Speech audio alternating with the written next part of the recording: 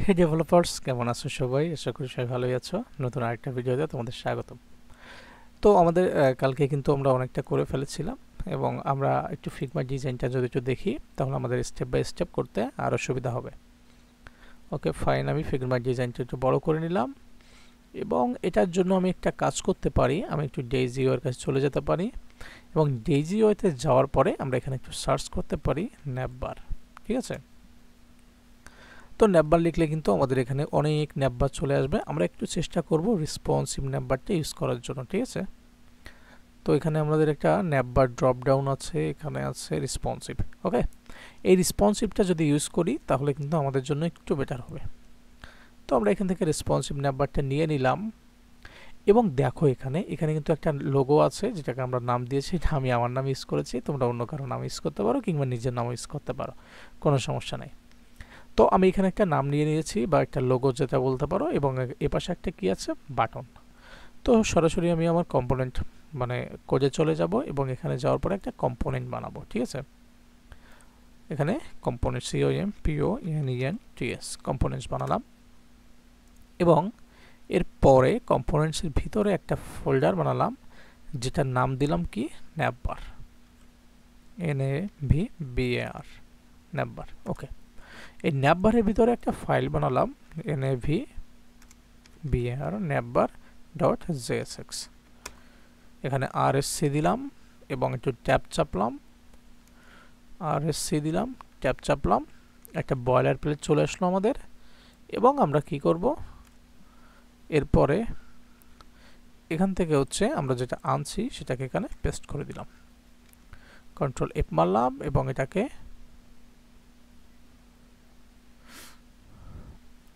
আমাদের এটা এরকম দেখালো কেন?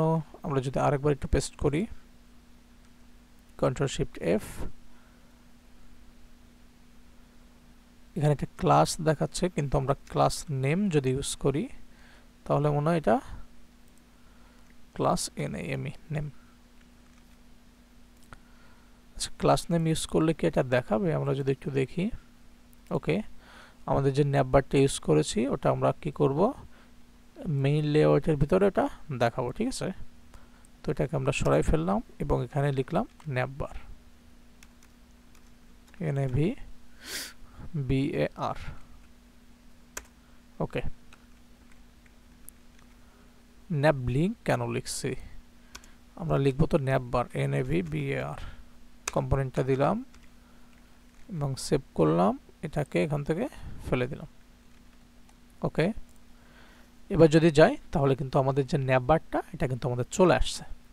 এবার এখানে একটু কাজ আছে, যে কাজটা আমরা কি করব, এটা ক্লাস নেম দিয়ে দিব, এবং এটা দেখো তোমরা যদি এদিকে তাকাও তাহলে কিন্তু আমাদের একটা মার্জিন, এখানে কিন্তু একটা মার্জিন দেওয়া আছে। ঠিক আছে, যে দেখো এটা কিন্তু এই বরাবর নাই, এটার এখান থেকে কিছু একটা গ্যাপ আছে, এখান থেকেও কিছু একটা গ্যাপ আছে।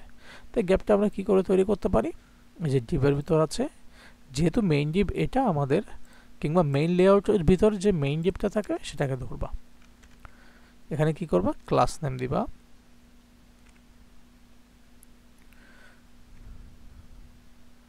এখানে আমাদের কি দেব, ক্লাস নেম।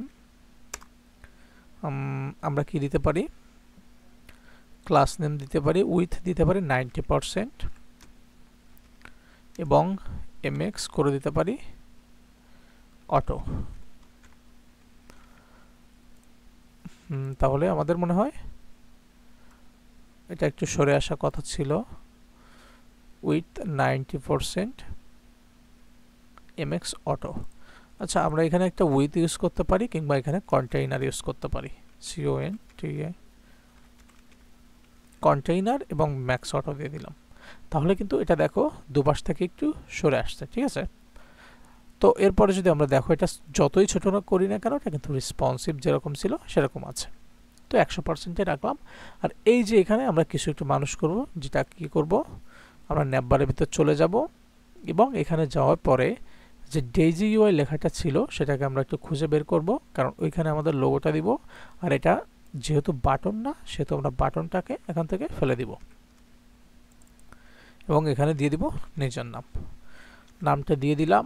এবং ওখানে যে কিছু ছিল এগুলো আমাদের লাগবে না, এই তিনটা ছিল, হ্যাঁ এগুলো ফেলে দিলাম। তাহলে মাঝখানে যেগুলো ছিল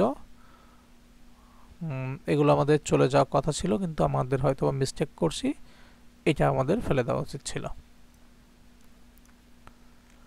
ফেলে দিলাম। আর এই যে বাটন ছিল এখানে রেজুমি আর রেজুমি DOWNLOAD দিয়ে দিলাম।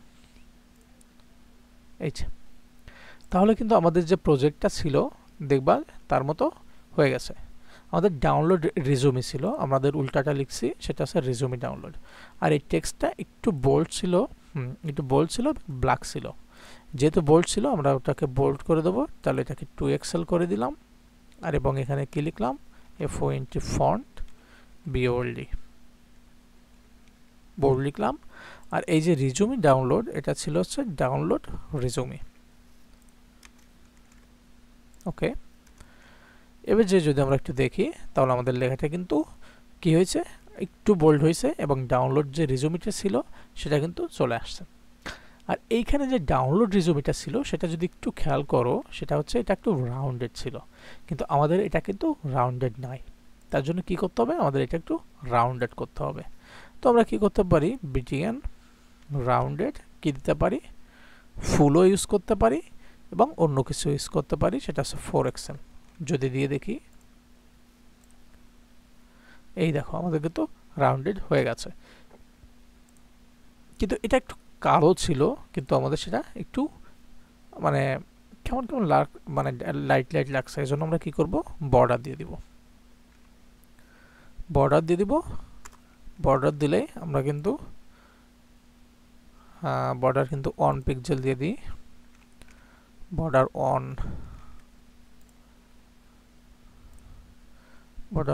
px solid LID